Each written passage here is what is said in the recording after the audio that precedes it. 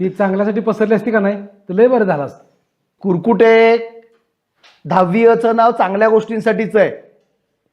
वेगवेगळ्या स्पर्धेमध्ये 10वीच्या मुलांनी जे यश मिळवलंय ते यश नक्कीच कौतुकास्पद. सर ती मागच्या वर्षाची मुलं होती.